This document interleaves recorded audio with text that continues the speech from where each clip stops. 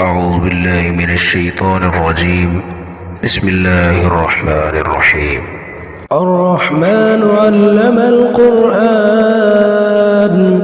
خلق الإنسان علمه البيان الشمس والقمر بحسبان والنجم والشجر يسجدان والسماء رفعها ووضع الميزان ألا تطغوا في الميزان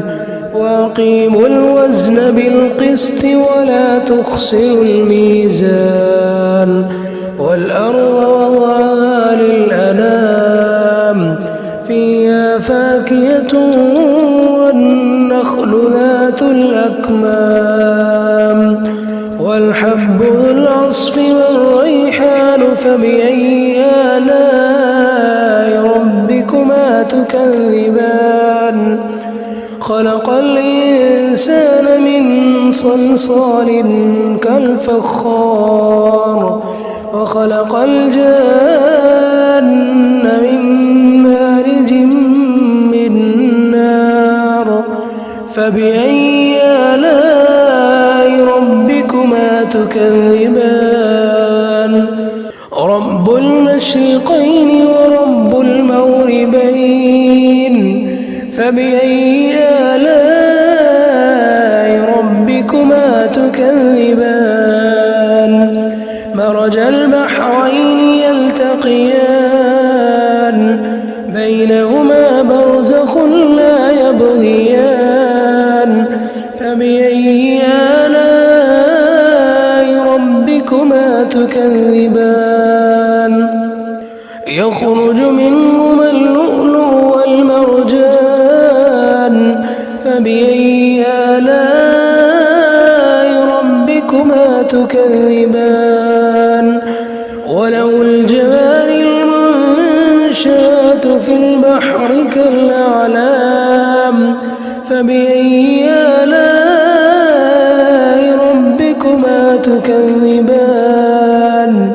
كل من عليها فان ويبقى وجه ربك ذو الجلال والإكرام فبأي آلاء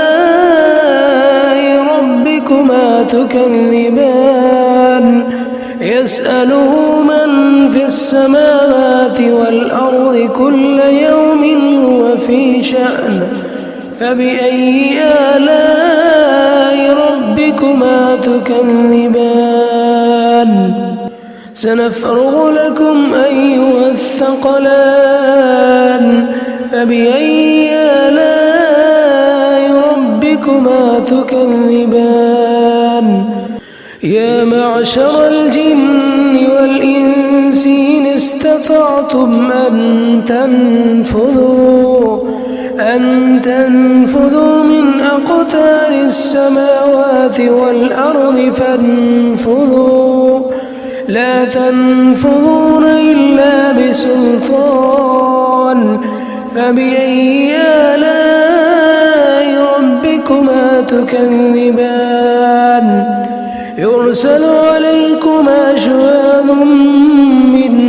نار ونحاس فلا تنتصران فبأي آلاء ربكما تكذبان فإذا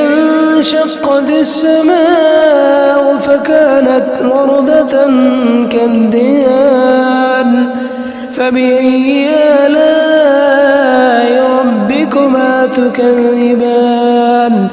فيومئذ لا يسأل عن ذنبه إنس ولا جان فبأي آلاء ربكما تكذبان يعرف المجرمون بسيماهم فيؤخذ بالنواصي والأقدام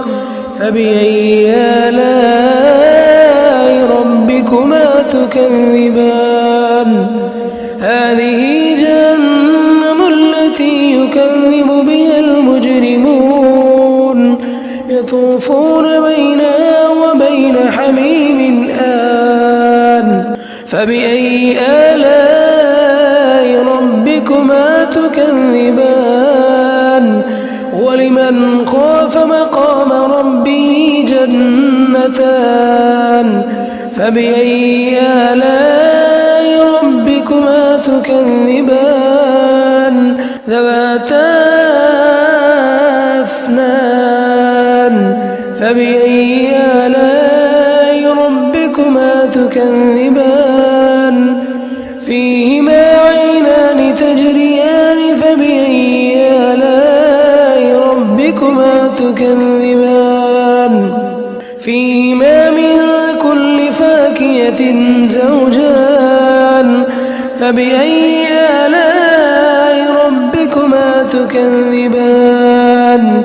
متكئين على فرش بطائنها من استبرق وجنى الجنتين دان فبأي آلاء ربكما تكذبان فيهن قاصرات الطرف لم يطمثهن إنس قبلهم ولا جان فبأي آلاء ربكما تكذبان كأنهن الياقوت والمرجان فبأي آلاء ربكما تكذبان هل جزاء الإحسان إلا الإحسان فبأي آلاء ربكما تكذبان ومن دونهما جنتان فبأي آلاء ربكما تكذبان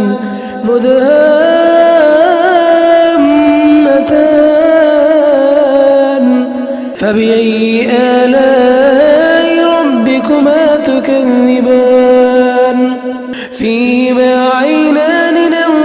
نضاختان فبأي آلاء ربكما تكذبان فيهما فاكهة ونخل ورمان فبأي آلاء ربكما تكذبان